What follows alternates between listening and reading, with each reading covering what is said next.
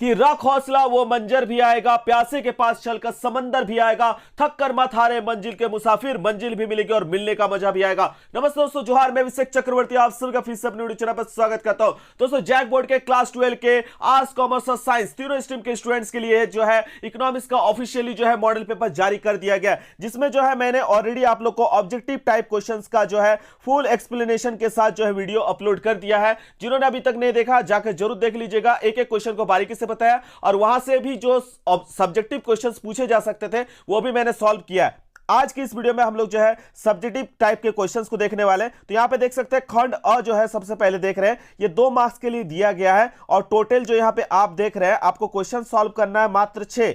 लेकिन दोस्तों यहां ध्यान रखिएगा, टोटल कितना क्वेश्चन दिया गया? 8 क्वेश्चन दिया गया। ये आठों का आठों जो है सॉल्यूशन मैं करा दूंगा, भले यहां पे 6 पूछा गया। एक एक क्वेश्चन को डिटेल से बताएंगे तो ध्यान से एक एक क्वेश्चन को बारीकी से समझते चलिएगा। तो अगर बात करें यहां पे तो 6 × 2 यानी आपका यहां जो खंड अ का सेक्शन है यहां से आपका 12 मार्क्स मिलने वाला है। तो अच्छे से पढ़ के जाइएगा, एक एक क्वेश्चन को समझ के जाइएगा। अगर इस वीडियो में आप लोगों के द्वारा भरपूर प्यार और सपोर्ट मिलता है, 500 लाइक्स और 100 बच्चों का बस कमेंट मिल जाता है तो मुझे समझ में आ जाएगा कि 100 बच्चे जो है आपका रेडी है इकोनॉमिक्स का धमाकेदार तैयारी करने के लिए। और मैं गारंटी लेता हूं कि अगर आप लोग का सपोर्ट रहा तो इकोनॉमिक्स का फुल जो है टॉपिक्स कंप्लीट होगा और आप लोग 90 से ज्यादा जो है स्कोर करेंगे पिछले साल के जैसा। तो एक एक क्वेश्चंस को समझते चलते हैं, प्लीज अपना प्यार और भरपूर सपोर्ट दिखाइएगा। दोस्तों यहां पे देख सकते हैं पहला और इंपॉर्टेंट क्वेश्चन क्या पूछा गया, घटिया या निम्न कोटि की वस्तु को परिभाषित करें, यानी इंफीरियर गुड्स के बारे में पूछा है। तो दोस्तों क्या आंसर लिखेंगे? 2 मार्क्स के लिए पूछा गया तो ज्यादा बड़ा लिखना नहीं है। आप क्या लिखेगा? घटिया वस्तुएं वे वस्तुएं होती है जिन्हें उपभोक्ता कैसी दृष्टि से देखता है? हीन दृष्टि से देखता है और आय स्तर के पर्याप्त ना होने पर उपभोग करता है। ठीक है, अगर आपके पास इनकम अच्छा नहीं है, आप उतना कमा नहीं रहे हैं, ठीक है, तो आप ऐसी वस्तु को जिसको आप खरीदना पसंद नहीं कर सकते थे लेकिन आपका इनकम ज्यादा नहीं होने के कारण मजबूरी में आप खरीद रहे हैं, ठीक है, अपना पेट भरने के लिए खरीद रहे हैं, तो ऐसी वस्तुएं क्या कहलाती है? घटिया वस्तुएं कहलाती है या निम्न कोटि की वस्तुएं कहलाती है। ठीक है, जैसे हम लोग नॉर्मली अच्छे अनाज का यूज करते हैं, अगर मेरे पास पैसा नहीं है तो हम लोग को पेट भरने के लिए मोटे अनाज का इस्तेमाल करना पड़ सकता है। ठीक है, अगर हम लोग नॉर्मली जानते हैं कि सबसे अच्छा होता है गाय का घी, तो ज़्यादातर जो बड़े घर के लोग होते हैं या जो अच्छे स्तर के लोग होते हैं वो ज़्यादातर इस्तेमाल करते हैं गाय का घी। अगर इनकम उतना लेवल का अच्छा नहीं है तो हम जानते हैं गाय का घी काफ़ी ज़्यादा महंगा होता है, तो उसके जगह पर हम लोग किसका इस्तेमाल करते हैं? वनस्पति घी का। ठीक है, अच्छे क्वालिटी का कपड़ा जो है काफ़ी ज़्यादा महंगा होता है, इसलिए जो है आय स्तर के पर्याप्त ना होने पर बहुत सारे लोग क्या करते हैं? मोटा कपड़ा पहनने को मजबूर होते हैं। ठीक है, तो वैसी वस्तुएं जिनको हम लोग जो है हीन दृष्टि से देखते हैं और इनकम अच्छा नहीं होने पर, आय स्तर का अच्छा नहीं होने पर हमको वो उपभोग करना पड़ता है, तो वो कहलाता है घटिया या निम्न कोटि का वस्तु कहलाता है। ठीक है, इंग्लिश मीडियम वाले यहाँ पे बच्चे देख सकते हैं, इंग्लिश में भी आंसर को दे दिया गया। Inferior goods are those goods which the consumer looks down upon a consumes only when his income level is not sufficient. For example जो हो गया यहाँ पे वेजिटेबल घी, ठीक है, कोर्स क्लॉथ एक्सेट्रा। ठीक है, इसको नोट कर लीजिएगा। नेक्स्ट क्वेश्चन की ओर चलते हैं, क्या पूछा गया? अब दोस्तों यहाँ पे आप लोग और एक चीज नोट कर लीजिएगा, यहाँ पे घटिया निम्न कोटि का वस्तु पूछा है, आपसे पूछा जा सकता है श्रेष्ठ अथवा सामान्य वस्तु किसे कहते हैं? ठीक है, सुपीरियर और नॉर्मल गुड्स किसे कहते हैं, इसको भी नोट कर लीजिएगा। ठीक है, मैं बता रहा हूँ, उसको आप लोग सुन के नोट कीजिए। देखिए, श्रेष्ठ या निम्न कोटि की वस्तुएं जो है वे वस्तुएं होती है जिनकी मांग उपभोक्ता के आय बढ़ने पर बढ़ती है और उपभोक्ता के आय घटने पर कम हो जाती है। ऐसी वस्तुएं जो है श्रेष्ठ या सामान्य वस्तु कहलाती है। ठीक है, जैसे मान लेते हैं कि श्रेष्ठ या सामान्य वस्तु में क्या हो सकता है, आपका ले लेते हैं हम लोग बासमती चावल। ठीक है, बासमती चावल हम जानते हैं कि बहुत ज़्यादा महंगा होता है जो नॉर्मल चावल है, तो अगर उपभोक्ता जो है उसको उपभोग करता है तो जब इसका इनकम अच्छा होता है तो लोग जो है बासमती चावल क्या करेंगे? ज़्यादा खरीदेंगे। ठीक है, और इनकम अच्छा नहीं है तो क्या करेंगे? इनकम डाउन हो चुका है तो बासमती चावल जो यूज करते थे उसका यूज करना वो कम कर देंगे। ठीक है, तो ऐसी वस्तुएं याद रखिएगा जिनकी मांग उपभोक्ता के आय बढ़ने पर बढ़ती है, उपभोक्ता के आय बढ़ने पर क्या होती है? मांग बढ़ती है, और उपभोक्ता के आय कम होने पर मांग घटती है, तो ऐसी वस्तुएं श्रेष्ठ या सामान्य वस्तुएं कहलाती है। ठीक है, इस चीज को याद रखिएगा। ठीक है, नोट कर लीजिएगा। चलिए नेक्स्ट क्वेश्चन की ओर चलते हैं, क्या पूछा गया? पूर्ण प्रतियोगिता में AR वक्र, ठीक है, एक्स अक्ष के समांतर क्यों होता है? ठीक है, Y is A R curve parallel to the X axis in perfect competition.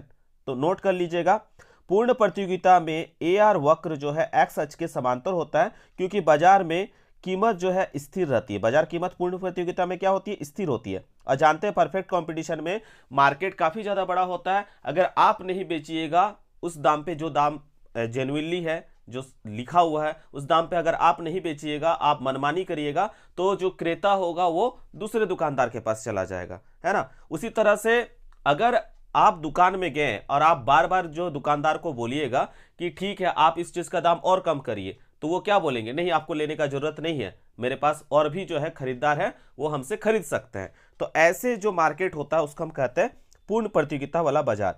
और इसमें देखा जाता है कि पूर्ण प्रतियोगिता में जो एवरेज रेवेन्यू है का वक्र जो होता है एक्स अक्ष के समांतर होता है, क्योंकि बाजार में कीमत क्या होता है? स्थिर होता है। हर दुकान में जो होगा, जो दाम लिखा हुआ है, आप किसी भी दुकान चले जाइए, सब दुकान में सेम दाम देखने को मिलेगा, सेम कीमत प्राइस देखने को मिलेगा। और उसके मात्रा में जो है बदलाव से जो है औसत राजस्व पर जो है कोई असर नहीं पड़ता। इसी कारण जो है ये एक्स अक्ष के समांतर होता है और इस पर कोई असर नहीं पड़ता है। इस चीज को नोट कर लीजिएगा, ठीक है।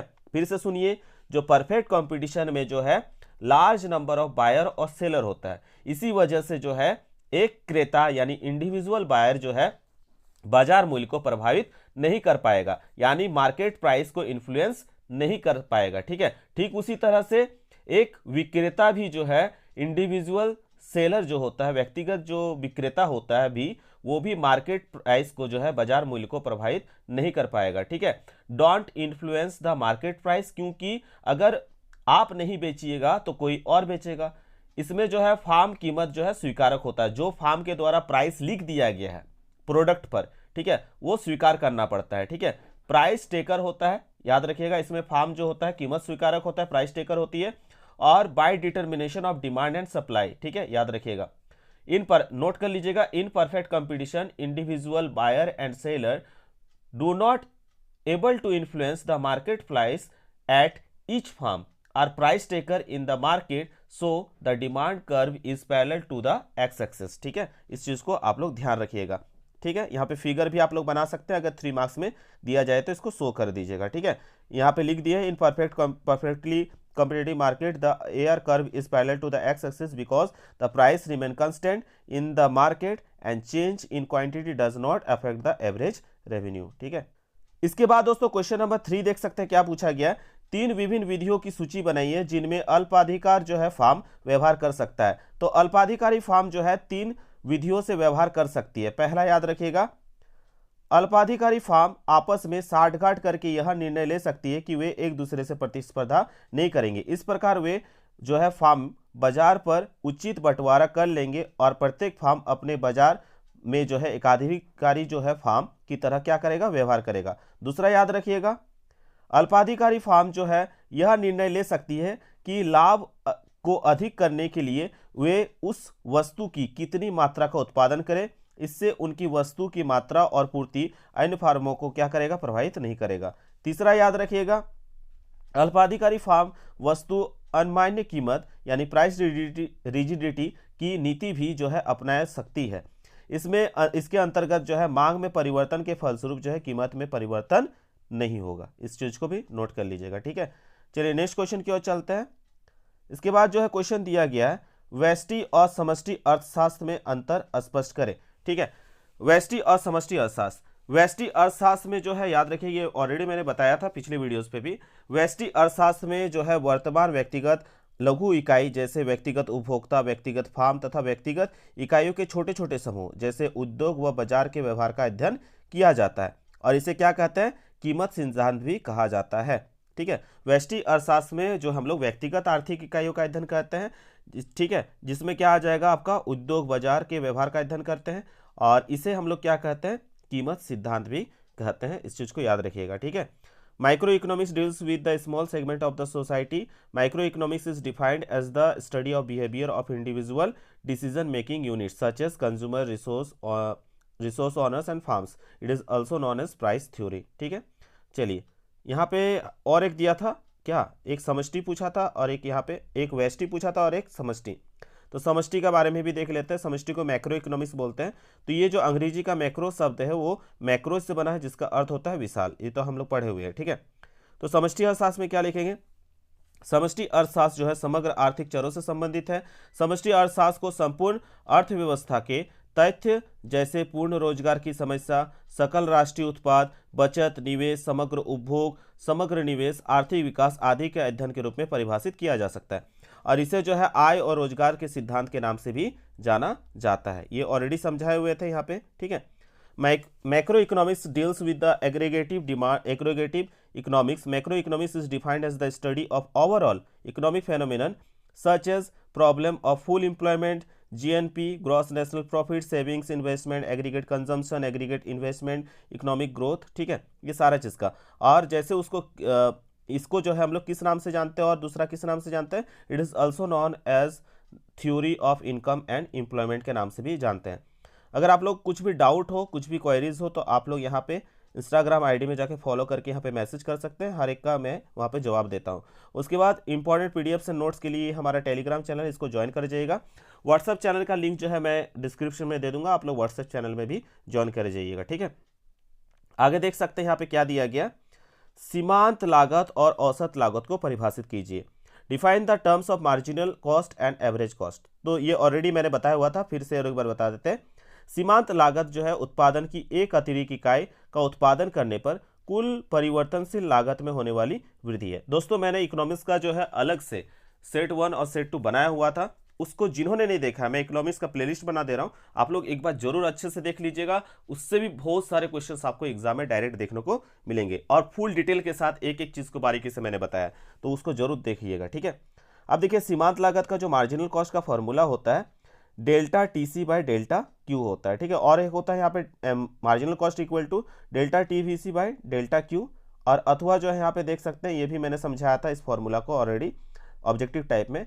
Marginal cost equals to total cost N minus total cost N minus 1, या इसको इस तरह से भी लिख सकते हैं, ठीक है। ये भी फॉर्मूला। तो 2 मार्क्स में पूछे तो आप लोग परिभाषा के साथ यहाँ फॉर्मूला भी लिखिएगा, और 3 मार्क्स में अगर परिभाषा के साथ यहाँ पे आप लोग फॉर्मूला लिख देते तो आपको फुल मार्क्स मिल जाता है। यहाँ पे इंग्लिश में भी लिखा हुआ है, इसको आप लोग नोट कर लीजिएगा। Marginal cost is defined as addition made to total variable cost or total cost when 1 more unit of output is produced, ठीक है। अब फॉर्मूला दिया है, इसको आप लोग नोट कर लीजिएगा, ठीक है। नेक्स्ट क्वेश्चन की ओर चलते हैं। यहाँ पे नेक्स्ट क्वेश्चन नहीं, इसमें और एक चीज पूछा था ना, औसत लागत के बारे में। तो औसत लागत क्या होता है भैया? एवरेज कॉस्ट क्या होता है? औसत लागत जो है, औसत लागत को वस्तु की प्रति इकाई उत्पादन की लागत के रूप में परिभाषित किया जा सकता है। औसत लागत जो होता है कुल लागत में उत्पादन स्तर से जो है भाग करके ज्ञात किया जा सकता है, ठीक है। कैसे किया जा सकता है?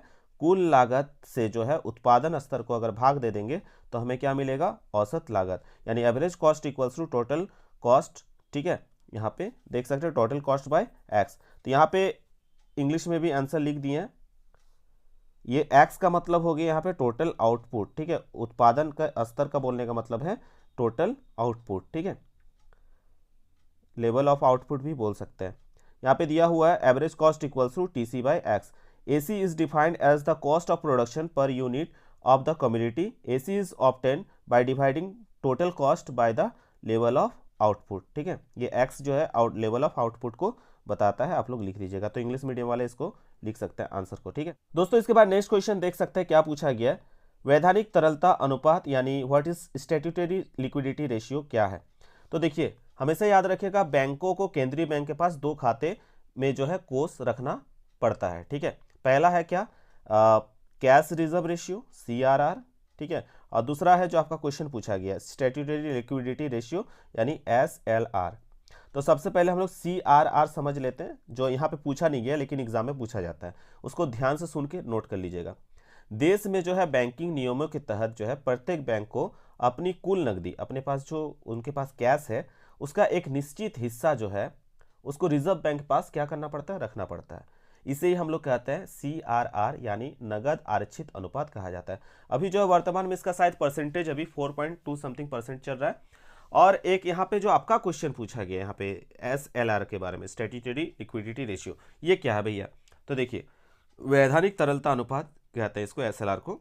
वैधानिक तरलता अनुपात तरलता के अनुसार बैंकों को अपने कुल मांग एवं स्वाधीन जमाओं का निश्चित प्रतिशत जो है तरल संपत्ति के रूप में अपने पास रखना होगा। ये संपत्तियां जो है क्या क्या हो सकता है, अतिरिक्त कोष हो सकता है, सरकारी तथा अन्य मान्य प्रतिभूतियां हो सकता है, अन्य बैंक के साथ जो है चालू खाते भी हो सकते हैं। ठीक है, तो इसके अनुसार बैंकों को अपने कुल स्वाधीन जमाओं का एक निश्चित प्रतिशत तरल संपत्ति के रूप में अपने पास रखना पड़ता है। और सीआरआर में क्या होता कि उनको रिजर्व बैंक के पास जो है कुछ रखना पड़ता है, और यहाँ पे अपने पास रखना पड़ता है। ठीक है, किसमें? वैधानिक तरलता अनुपात में। तो यहाँ पे इंग्लिश में लिख दिए हैं, the SLR requires to the bank to maintain specified percentage of their net total demand and time liabilities in the form of designated liquid assets which may be excessive reserves। ठीक है, उसके बाद अनवेकेंट जो है यहाँ पे दिया गया है are non acting security loans. ठीक है, उसके बाद दिया गया है current account balance with other banks. इस चीज़ को जो है आप लोग नोट कर लीजिएगा। ठीक है, नेक्स्ट क्वेश्चन की ओर चलते हैं। क्वेश्चन नंबर 7, उपभोग फलन के किन चरों के बीच संबंध व्यक्त करता है? तो उपभोग फलन जो है किन चरों के बीच संबंध व्यक्त करता है, यहाँ पे पूछा गया। The consumption function express the relationship between which variables. तो यह जो है कंजम्पशन फंक्शन जो है प्रोज आय के स्तर उपभोग व्यय के मध्य जो है प्रत्यक्ष संबंध को दर्शाता है, और उपभोग फलन को एक समीकरण के द्वारा दर्शाया जा सकता है। इसके क्या क्या चर यहाँ पे देख सकते हैं। C = C बार BY है। यहाँ C का मतलब हो गया उपभोग, C के ऊपर में बार दिया हुआ है, इसका मतलब हो गया स्वतंत्र उपभोग। ठीक है, और ये B दिया हुआ है, B का मतलब जो है ऑब्जेक्टिव में कभी कभी डायरेक्ट पूछ देता है B का मतलब क्या हुआ। तो ये जो B है दोस्तों, ये है उपभोग की सीमांत प्रवृत्ति, और Y जो देख रहे हैं, Y बताता है आय का स्तर, इनकम का लेवल को दिखाता है, लेवल ऑफ इनकम। इंग्लिश में भी देख लेते हैं, यहाँ पे देख सकते हैं, it shows the relationship between the level of the disposal income and consumption expenditure. इसको एक यहाँ पे इक्वेशन से दिखा सकते हैं, C = C bar by plus BY। ठीक है, C का मतलब कंजम्पशन, C के ऊपर बार मतलब हो गया ऑटोनोमस कंजम्पशन, B का मतलब हो गया मार्जिनल प्रोपेंसिटी टू कंज्यूम, और Y का मतलब हो गया लेवल ऑफ इनकम। इसको लिख दीजिएगा आप लोग एग्जाम में। ठीक है, चलिए क्वेश्चन नंबर 8 देख लेते हैं। यहाँ पे क्या पूछा गया, व्यापार शेष और चालू खाता शेष में अंतर बताए। What is the difference between trade balance and current account balance. दोस्तों ये क्वेश्चन कभी 3 मार्क्स के लिए पूछा जाता है, कभी 5 मार्क्स में भी पूछ लिया जाता है। तो यहाँ 2 मार्क्स का पूछा गया, तो उसी लेवल का आंसर दिया गया। हालांकि आप लोगों का डिमांड रहेगा तो इस पर एक अलग से सेपरेट वीडियो भी जल्द देखने को आप लोगों को मिलेगा। ठीक है, तो देखिए, व्यापार शेष किसी देश द्वारा वस्तुओं और सेवाओं के निर्यात और आयात के बीच का अंतर है। किसके बीच का? वस्तु और सेवाओं का आयात और निर्यात के बीच का अंतर को हम लोग कहते हैं व्यापार शेष, यानी ट्रेड बैलेंस कहते हैं। ठीक है, यानी trade balance is the difference between the export and imports of the goods and service by a country. वहीं अगर बात करें हम लोग करंट अकाउंट बैलेंस के बारे में, तो वहीं चालू खाता शेष जो होता है वो क्या होता है? चालू खाता शेष में व्यापार शेष के साथ अन्य आर्थिक लेन देन शामिल होते हैं।